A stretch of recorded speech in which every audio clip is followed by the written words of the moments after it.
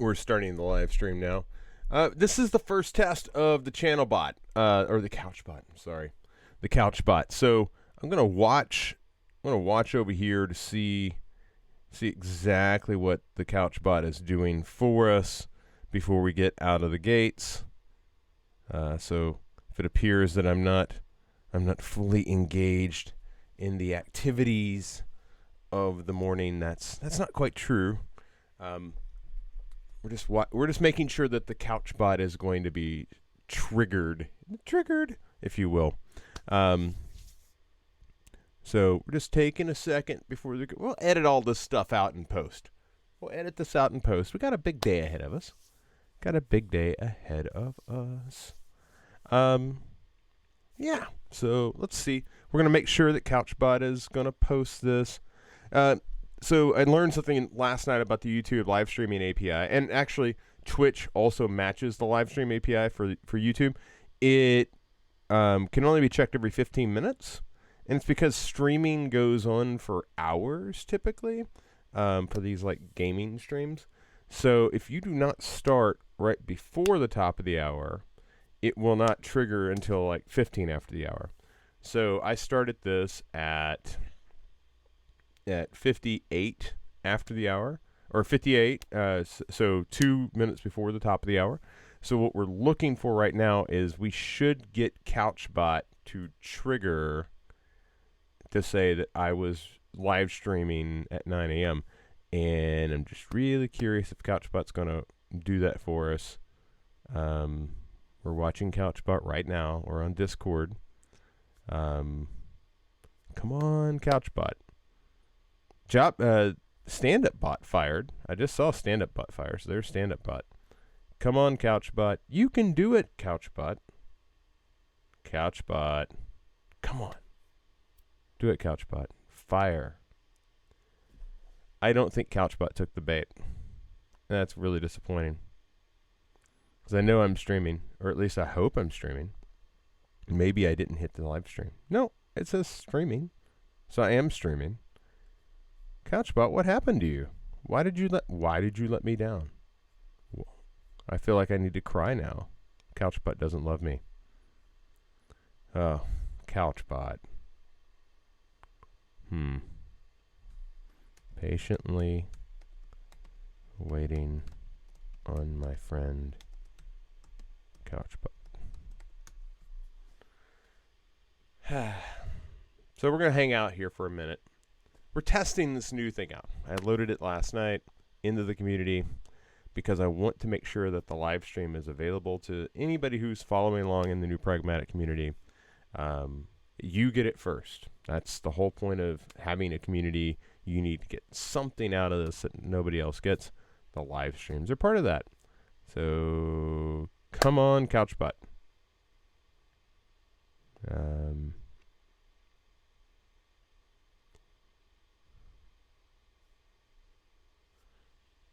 Come on, CouchBot. I'm going to check YouTube and make sure that YouTube is actually showing that we're streaming.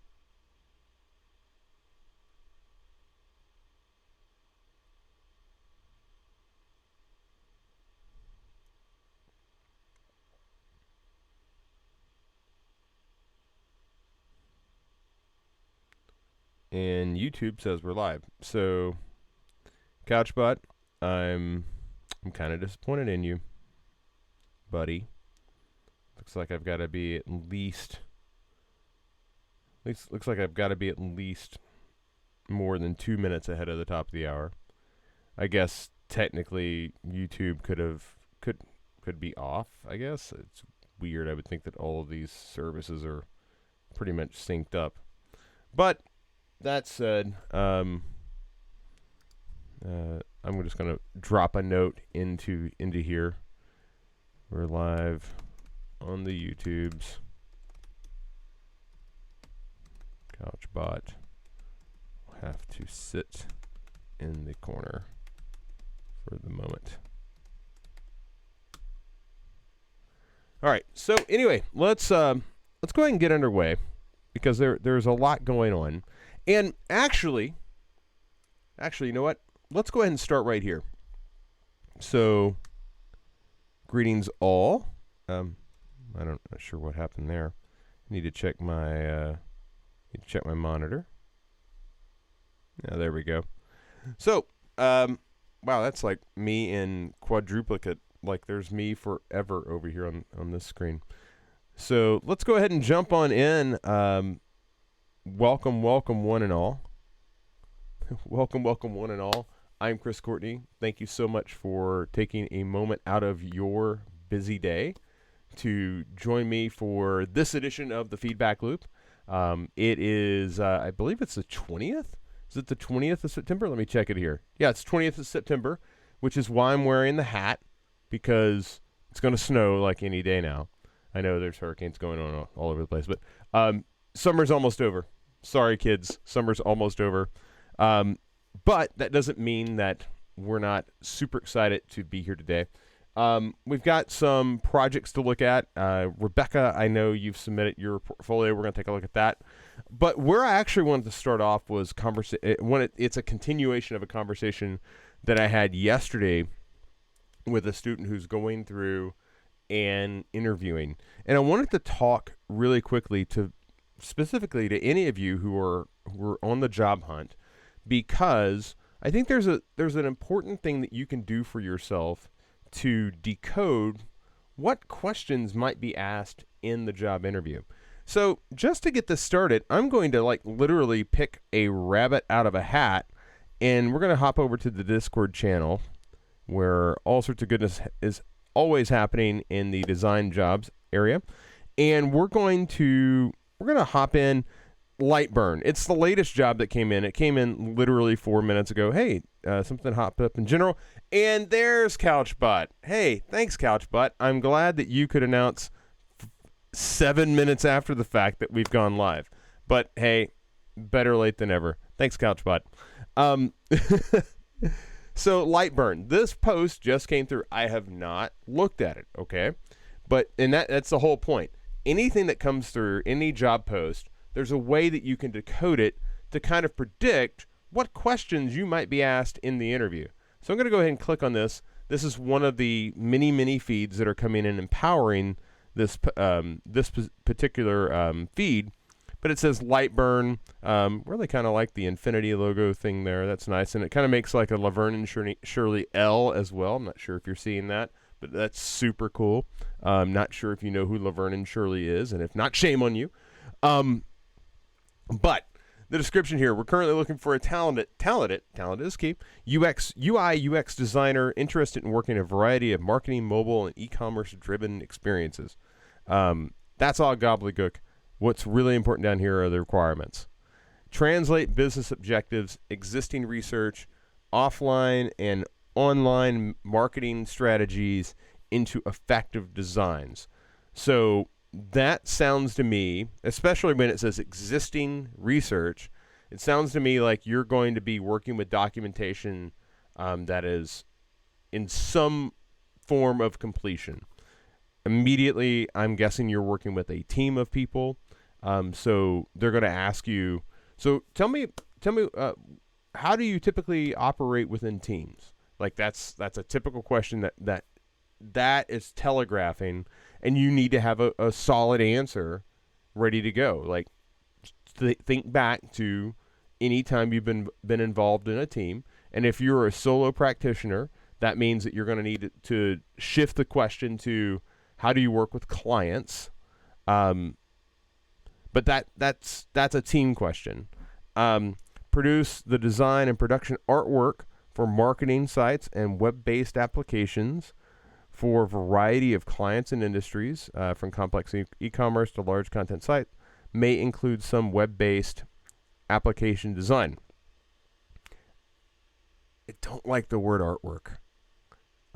Design is not art, but that aside, they're looking for somebody with really top-notch visual skills. This is not a job that's going to be attractive to somebody who does not really like to get in there with regard to branding and colors and fonts and things like that. So right away, they're going to be looking for like some pop in your portfolio. So you need to be able to show some really high quality visual design if you're going to apply for this job. Work across disciplines with developers, strategists, UX practitioners. That's another team question. Lead design discussions and presentations with clients. This is going to be a question about how have you done in the past when presenting your work. Do you have any examples of presentations that you've put together to walk through your work with clients? So that would be something that you want to have. Create wireframes, collaboration. This is always an interesting one because it doesn't immediately appear apparent. But how do you like to do? What do you prefer to do your wireframing in? What's your process for producing wireframes? They're going to ask you a process question related so they can understand. Oh, do you start with sketches? Do you jump directly into the computer? Like your answer here is pretty important. Can you it says collaboration with team members. Can you whiteboard out?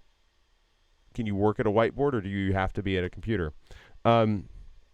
Ensure consistency of brand and creative across digital consumer touch points. Can you follow a style guide? Can you tell me about times that you've worked with a design system? Other duties as assigned. How flexible are you? When things pop up, we may need you to do different things.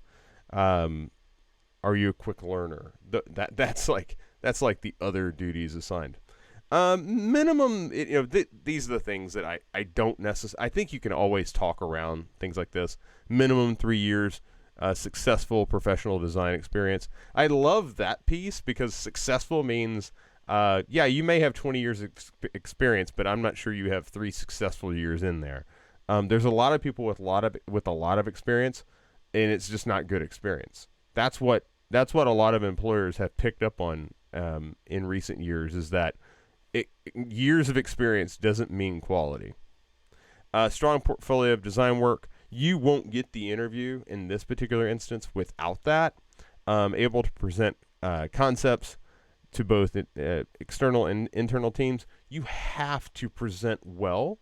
You have to carry a room to do this job. It sounds like you're going to be in front of people, and if you're not comfortable with that, these questions, there was one up here, lead design discussions, able to present concepts. Your presentation skills are going to be tested in this job, and how you handle the interview is crucial. There's some design jobs where it's like, oh, well, they're a little quirky, but that's okay. They're a little, it's clear that they're better one-on-one than they are in front of a group. But in this particular position, it's really clear to me that they want somebody who can run a room, and that is a unique skill. It does require some experience, but it's not like anybody who's done presentation can tell you that it doesn't take a lot of experience to get the hang of it. So I think that's something that can be learned. I wouldn't necessarily say you want to learn it on that job, but you want to go in presenting yourself in much in the way that you would present their work. And I think that if you can do that at a high enough level, that will mask that would mask this minimum requirement, because there's a lot of people out there that just are not natural presenters. So if they can find a natural presenter that has design skills, suddenly I'm less worried about their design experience, and I'm more thinking I have a possible diamond in the rough here. The rest of these are excellent problem solving, thinking skills, proficiency. Here's another question: proficiency in both web design tools, with both web design tools such as Sketch and the Adobe Design Suite. I might ask the question, why do you need Sketch and the Adobe Design Suite? And the answer there is probably something to do with Photoshop, because there's nothing in Sketch that you can't do. There's nothing about Illustrator or Adobe XD that you can't really do with Sketch. The line is really blurry there. Photoshop is the one that's always kind of lurking out there that, oh yeah, I can't necessarily do that because these are raster-based tools versus vector-based tools. And that's something you want to be able to talk about. Maybe you've been working in Framer and you want to be prepared to have a conversation about why you use Framer instead of using Sketch, or why you use Figma instead of using Adobe. Those things matter.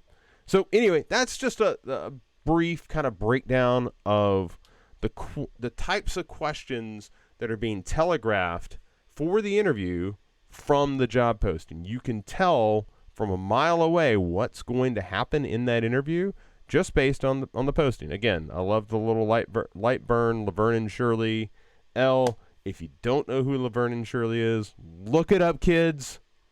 Anyway, let's jump into it because we've got some other things to get to. One of the first things that I want to look at today, and this came over in the actual feedback loop posting. And if you're a student, if you're a student at New Pragmatic, you have the opportunity to get feedback every day in the feedback loop. So Rebecca Barr, who is working on our portfolio right now, she posted this bit of goodness, and man, it looks like I've got a lot of files open here. So she's got her, it's called DDC. That's so funny because that's what I used to do. Anyway, this file is taking a second to load, but she's working on her portfolio, and we've been looking at this for a couple of days now, and I'm going to jump in here and just kind of get an idea. T for Tony, okay. So these are sites that she's inspired by. So she's looking at Weiwei, and Tony Jim, I guess is the name. Tony Jim is the designer.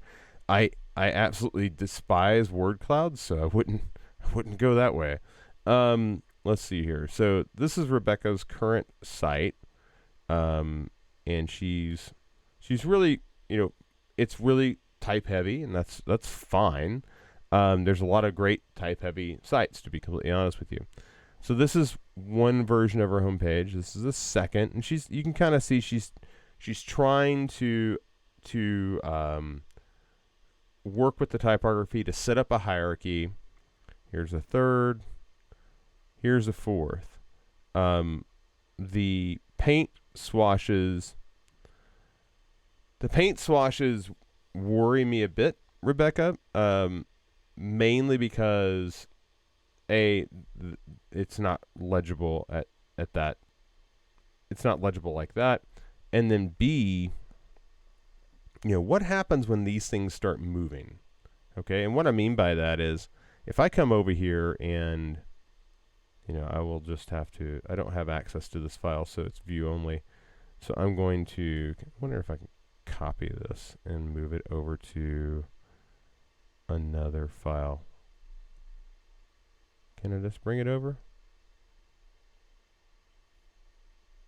Come on. Let me just take it. I don't think it's gonna let me do that. Oh, it did. Wow, that's shocking. Oh, well, it gave me all the things. Okay, well that's fine. Let's go ahead. I'm going to turn off some of these little silly grids. I think that's just under view. I want to.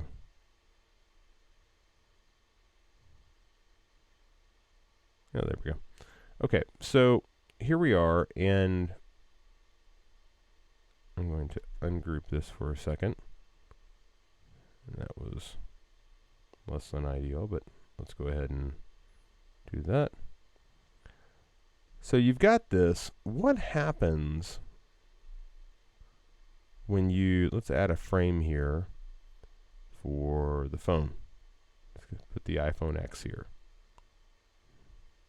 which I guess now would be the X11, X12. What happens to this when it all shrinks down? It moves over here. I don't think it's going to do it. I don't think this is going to translate quite the way that you're thinking it's going to translate. That'd be my guess.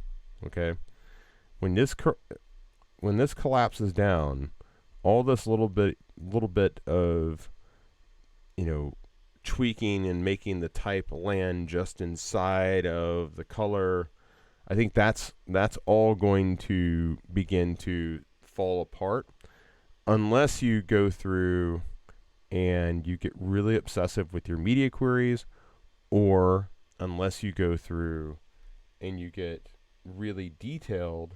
Sorry, I'm checking in, making sure we don't have messages coming over through Discord.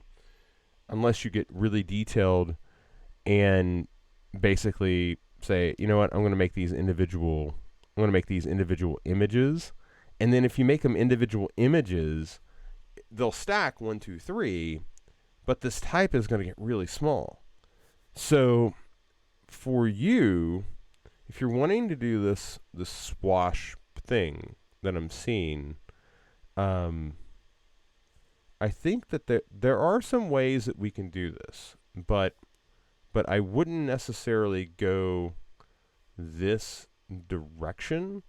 I want to test out a couple of things though before we completely blow that up. So the first thing I want to do is I want to kind of try to take this bit of inspiration that you have and do something with it. The first thing I would do is I would look at, okay, is there a way that I can kind of create this motif that would allow you to do it just basically in CSS. So here I've got the blue, and it starts out blue, and then it comes down, and it's now going to be this aqua. And then this aqua kind of replicates itself through. It seems like there's some deeper greens down here as well. So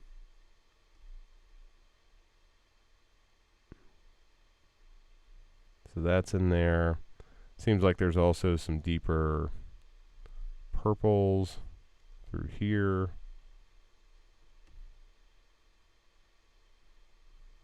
So there's some like banding going on. And obviously you can get a lot more detailed with this than I'm doing. I'm literally trying to kind of make this on the fly.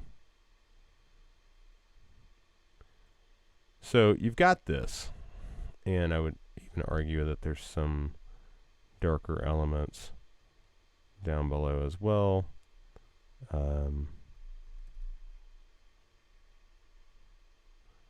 And you could even come over. I'm just gonna put this on like a opacity, and this kind of begins to make that banding look similar to what you have here.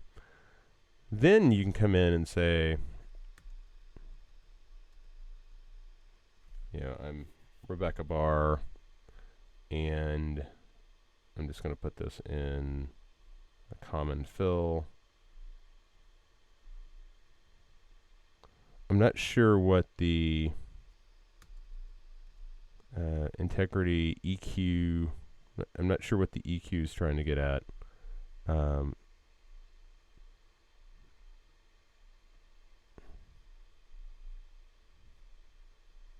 get that up together on the same basic area. And you could also animate this, like being that this is in CSS, you could have these like fills kind of moving, and you could put some motion on this. So that might be interesting. Let's go ahead and pull this above for the moment. And now let's go ahead and like set that to the top. Okay. And let's say you've got this banding going on, and there's some slight motion to it. Now you want to come back with that purple, right? Because you clearly like the purple. You brought it in for a reason. My question is, do you need so much of it? And I don't necessarily know the answer to that. One thing I am going to do is I'm going to kind of cheat here. I'm going to change directions here just a bit, and I'm going to go to gray. Because I think that there's something that we can do with overlays that makes this just a little faster to update.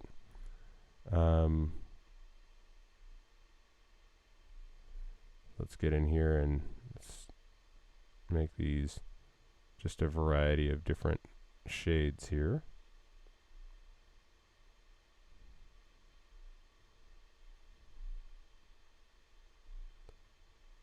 And again, what I'm designing here is something that I'm suggesting you do actually in CSS, and then you put a little bit of motion on it. But I'm just trying to get the concept down for the moment.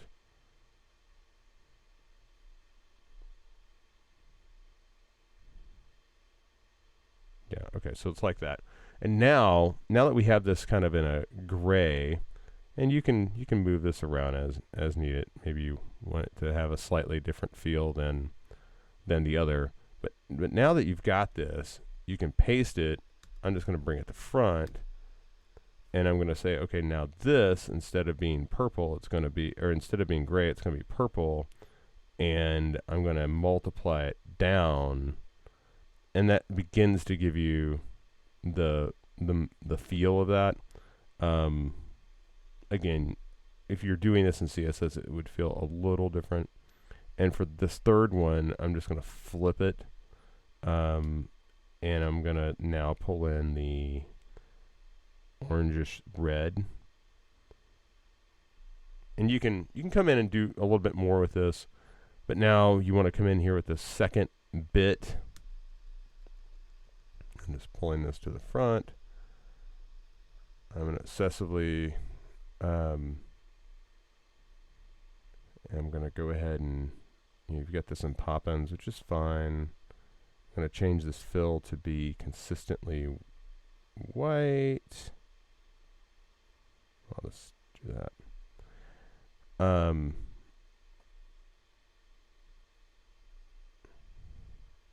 I would suggest having this either work together.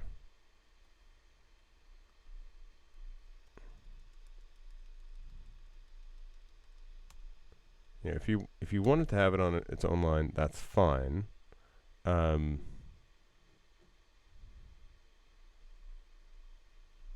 I've got to grab this.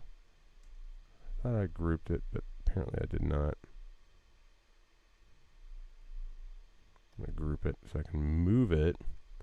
And then I'm going to grab all of these. I'm going to group them, and I'm going to make this slightly larger.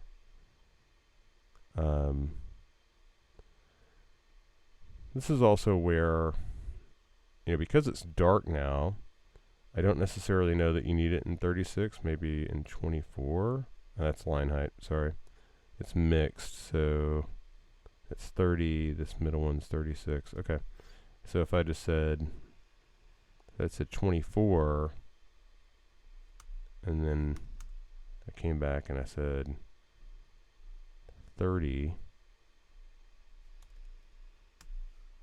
and then we change this line height to 30. Still feels a little off, but I think you're getting the sense of what I'm doing. So I'm just trying to set up a little hierarchy here. The other thing I'm not picking up on is why email and LinkedIn are so big. Like, they're pretty large. And maybe it's because you're trying to find a way to make this swash work. Maybe you don't need maybe you don't even need that one. Maybe that's a reason to make this third band smaller. And what ultimately is happening here is I'm attempting to take inspiration from the swashes that you have, but not make them so dominant. Like right now, they're really like the dominant thing. If we look back at your page, these things are really taking full attention, when actually what I want what I want as an employer is like, whose page is this? Like, whose is this? Who's producing this? So I want to know that it's you. Additionally, like I kind of naturally want to, like, I'm just an alignment nerd, so I kind of want to just align these things. I don't necessarily like the back and forth here as much as I kind of thought that I would. But you know, this, like some CSS that kind of moves, I think could be interesting. I'm not sure you need the orange. I'm also not completely opposed to giving this a little more space. If you want it to, if you like wanted this to be like, hey, I'm gonna take over. Sorry, I want to grab all of this. If you're like, hey, I want this to be my entire homepage, I would think you want more. Like right now, it's lost. It's kind of interest because the bands are now too big. But there is something to having more space to work with, to where you could just do this. I also, you know, I'm not sure that you actually need the banding. Like if you just love those colors, like, is this a situation where you could just say, hey, you know what? I'm just going to do a color background. And this is going to seem like, gosh, Chris, that's really not all that interesting, because I want something that's more interesting than that pukey kind of orange thing that you just drew.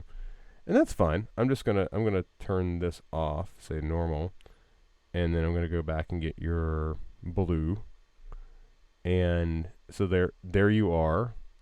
And I'm just going to put this here. And, you know, if I wanted to have a secondary box here, just kind of giving me a little splash of something else, we could come in and get like this purple. Or maybe it needs to be a darker purple. Yeah, I think it needs to be a darker purple. And you could do something like that. And you're like, well, you know, that seems really not all that interesting, but it's easy to read. It gets the introduction out of the way and allows you to really come in and focus on the work. And the work is the most important thing. Like I don't want to like be fighting to figure out what's going on here. And frankly, this feels very, I don't want to say Web 2.0. It's got a weird vibe. There used to be these ribbons that went around boxes, like Groupon back in the early, like 2009, 2010, had these ribbons that they would draw around boxes to draw your eye to a deal, and then everybody did it. This kind of has that feel, although it's a little more fluid, which means that it's also almost like it's been merged with skeuomorphism, which is like the Apple used to have an app for poker, and like it had like green felt on the poker table to make it, and like they had a bookshelf for iBooks, and the bookshelf was like literally wood, and it looked kind of cool for a minute, and then it felt like really, you know, not great. That's what this is, like a combination of those two things. I'm not sure that this is the answer. This probably feels pretty simple. I want to for a second just say, hey, what if we could just get rid of all of that? I want to just look at, whoops, did I delete everything? I didn't want to delete everything. Just going to make this simple fill of black. Yeah, okay, there's that. And now I'm going to delete all that away, including that. So we've got you, okay? And you're in there, and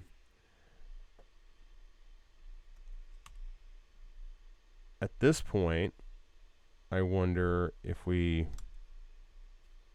you have the bold, all right? I'm an obsessively customer-centric. I don't even know if you need the It's just Rebecca Barr, an obsessively customer-centric product experience designer. That seems to be the thing. All right. Now, what would we say? What would we do with ourselves if we just used a color here at the top? Maybe we said, hey, you know what? That's going to be the blue that we had. We threw that to the back. Let's throw it all the way to the back. I don't want it in the logo. I just want it behind the logo. Now you've got some issues here because your logo has your logo needs your logo almost wants to just be white at that point. Whatever this is going on. So maybe that goes to here. Well, no, there's something going on. I don't want to deconstruct your logo at this particular moment in time. But if it were against a white or not a excuse me. If it were against a blue, and just give me 1 second here.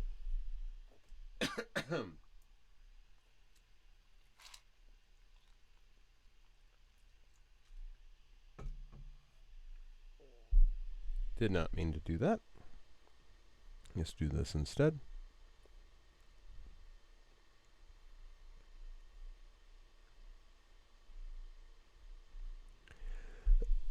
All right, so we've really simplified it now, right?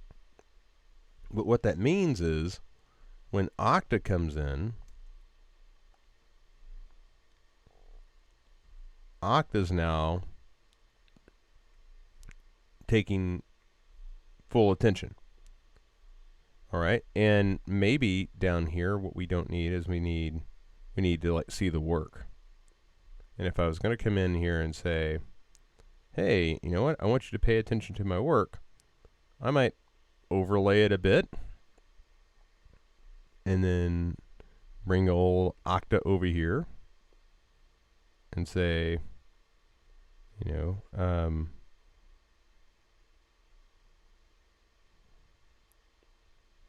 I might actually say something about Okta rather than putting the prototype out there. I might use your typography selection that you have here and use this to say an application to help businesses run better, or whatever. You've got a phrase on your homepage that, or on your case study, that works, I think, a little better than that, or let's just be honest, significantly better than that. So maybe coming back with, I'm going to put that at 20, and maybe I'll put this at 22, and maybe this doesn't need to be 2 lines, maybe it just needs to be 1 line. But suddenly you've got that, and maybe read the case study is a little large. Maybe we'll bring that down in size.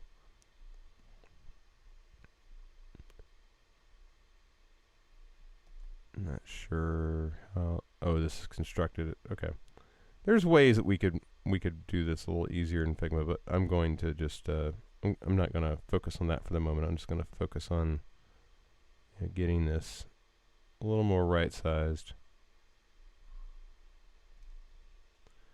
All right, so now, and this could be bigger if you want it to.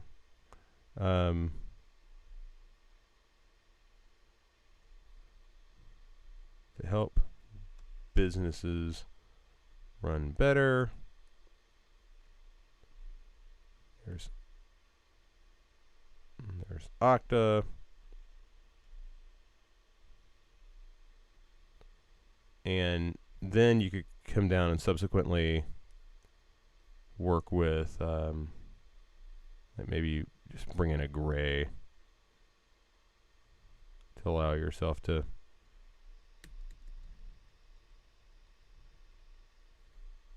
do this sort of thing here.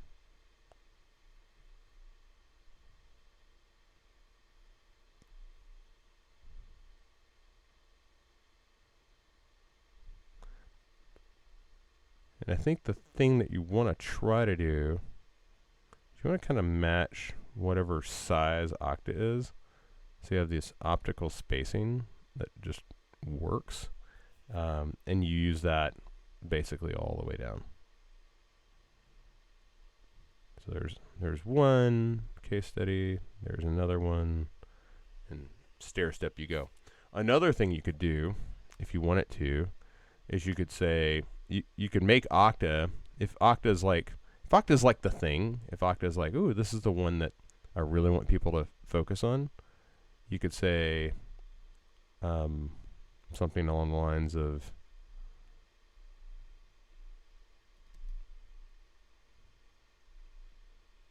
featured work. Let's go ahead and give that a little bit of a bump while also shrinking it down so that it has its own voice, its own job to do. Typography should always have a job to do. So there's the featured work. Maybe you use some color to dampen it a bit. So there you go. So now the focus is really on your work, not on the splashy thing. Okay? And that's what I think, that's what I really want to see. I don't really care about the design and the creativity of the intro. I care entirely about your work. How good of a designer are you? And you don't have to even worry about doing these little fancy overlays if you don't want to. You could simply come in here and say, hey, you know what? I'm going to make each of these a section, and I'm going to sit here and I'm going to like drop that to the back, and I'm going to make this fill up the screen. I'm going to make it a little larger, and then I'm going to come back and I'm going to have this over the top. And now I'm you know, this is like, now we've just made it super simple to pull off because you don't have to worry about any sort of Z index like this element is over the top of that element. And now I got to be honest with you, when this collapses down for mobile, it's super easy and fast because let's look at what these main components are. This is like a background element, so that could slide over. You could shrink that down if you want it to. You could delete it away if you want it to. Like there's all sorts of things that you could do for mobile, but this is basically in a one column design over here. So you've automatically given yourself some flexibility. But when you open the page, like let's just look at this in share mode.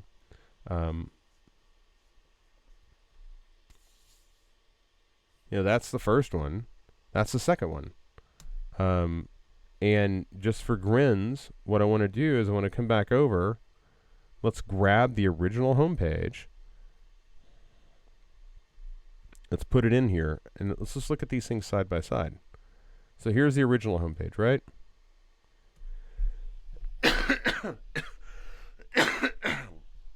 Sorry, I'm clearly still struggling with the head cold, even though it's gone. So here's the original. This is your original. This is the first attempt to refine it. This is the second attempt to refine it. Which one says you have design work I should look at? I don't think it's that one. And I don't think it's that one. I think this one puts the focus white hot on your work. And I got to be honest with you, when I look at the inspiration items over here, the thing that you're missing, Tony's not getting hired. Tony T-shape. Oh, and I shouldn't say that. Tony's probably really nice. I don't want to be mean to Tony. But the T-shaped designer, word cloud, bye. But Weiwei, I love the Weiwei logo, by the way. That's cool. It kind of reminds me of Wayland Industries from Alien, or Wayland. Is it Wayland Industries or Wayland Corp? Somebody look that up. The movie Alien. Wait, kids. You've never heard of the movie Alien. Oh, we're going to have a conversation. First Laverne and Shirley, and now Alien. But my point here is this is focused on the work. This is focused on the work. This is focused on a T. I don't care about the T. I'm not hiring you to make word clouds. I'm hiring you to do like great product design. And these are artifacts, okay? We can get into the what is great product design? That's great. You've got to show something in your portfolio. For everybody who says, "Well, design is really more the artifacts are just proof that design happened." Yeah, sure, great. I got to get people a job, all right? And they got to have a portfolio, so let's talk about the portfolio. Weiwei here is way better. Like, this is where your inspiration should be instead of that. But let's talk about where you're at, okay? This is not terrible. Where you're currently at is better than where you were going, okay? But if you really want to refine this and, like, drill down on your message, I would really encourage you to look at really simplifying it, okay? And you don't have to use my colors and the layout and whatnot. But what I'm trying to do is get you to focus on the work that you have versus making something up that looks interesting, okay? When we do this, we're saying we're not interesting enough, so I've got to do something here. I've got to spice it up. I got to gin it up. You know, I had a conversation yesterday with somebody who literally just put their name, and it just said Jim. Just like plain text, maybe it might even been like Futura, Jim, up in the corner. And that's not their real name, but that's not the point.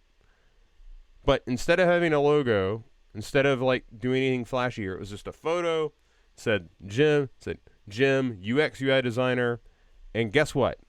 It was a job reference. It was a job reference because somebody wanted to offer Jim a job. And I looked at the portfolio and I was like, well, there's nothing outstanding about the, quote, portfolio that would draw me in, but the work's pretty good. The work that's here is pretty good. And ultimately, that's all people really care about. The hiring manager doesn't care how splashy your intro is. The hiring manager cares, hey, what's this Okta thing?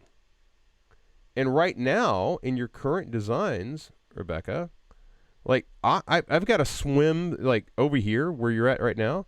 I got to swim through this, and I got to be honest. I love the emoji thing. I'm hip. No, I'm not hip, but I like the emoji thing. All right, but if you're wanting to simplify it, you know, I'm never a big fan of like, and it says I'm a big fan, so that's why I just said that. But I'm never a huge fan of these proclamations. I'm a big fan of all these things and Pixar. Great, to put that on your about page. Like that's not necessary out here. What's necessary out here is get me to the work. And right now I have to keep scrolling to get to the work, and that doesn't change even over here in Splashy Land. Like it's still like and then I get to the work. Over here though, it's like boop, work. Get to the work.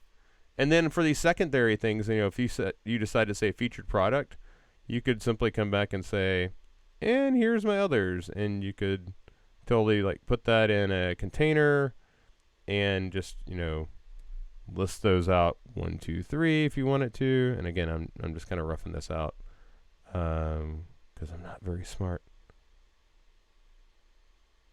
My mom likes me, I think. Mom, do you like me? She'll let me know. She's watched a few of these, I think. Just wondering if anybody's actually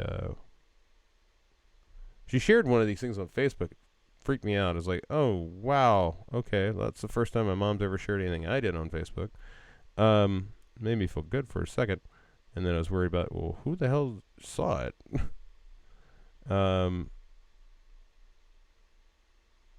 I should really there's a Figma plugin that makes that what I just did significantly easier, and I should have used it. But but sometimes I don't remember them. Anyway, so you've got these 3 things that are your other projects, and then you come back and you know, let's come over here to your thing, and would be a pleasure to meet you. You've got like this sort of thing, right? And underneath all of that, you put something like that, and like this goes at the it doesn't go upside down, but it goes at the bottom, you know, near your footer, and you put your little links down there, and suddenly you've got a page. Boom, you got a portfolio. And it's not really a portfolio, it's your home page. But this is the sort of, I want simplification. I don't want you to make this an overtly heavy lift, because it is just a vehicle to get to the good stuff. I'm going to make a food reference because I like food. Your portfolio, and when we talk about portfolios, the homepage is like a casing, okay? It's like a taco. It's a shell. And it carries with it the case studies. And the case studies are like the filling. And man, I love tacos. I love a good chorizo taco.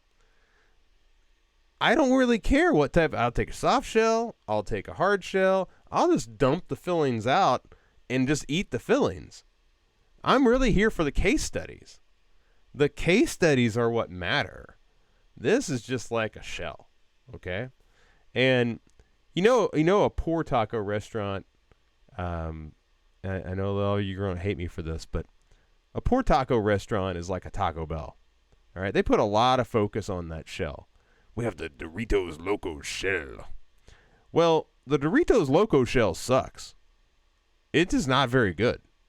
I would take a taco from my neighborhood Mexican restaurant 1,000,000 times over with their plain shells, because the filling of that taco is on fire versus the Doritos Loco shell. Anyway, so go simple in this portfolio homepage. Don't try to overthink it. I was even overthinking it here, but I was trying to like marry the 2 ideas, okay? But you've got what you need. This Okta project is actually pretty damn good. So let's focus on featuring your work and not featuring some stock imagery, okay? And that's all I got. That's all I got. I hope this has been helpful. You folks are fantastic to work with. I absolutely love coming through and doing Feedback Loop. Feedback Loop is why I get out of bed in the morning, because I just love having work to dive into and chew on and kind of push back on. This gets me up in the morning. So, Rebecca, for you, the weekend is ahead of you. Take the weekend and simplify. Don't try to overthink. Focus on how you can show your work, not how you can show some stock art. All right? And I think if you can do that, you'll have a significantly stronger taco and portfolio. Ladies and gentlemen, I'm Chris Courtney. This has been the Feedback Loop for Friday, September 20th. Enjoy the last day of summer for all of you in the Northern Hemisphere. If you're watching this from Australia, summer's coming. Be nice to it. But with that, I bid you adieu. Have a great weekend. Bye-bye.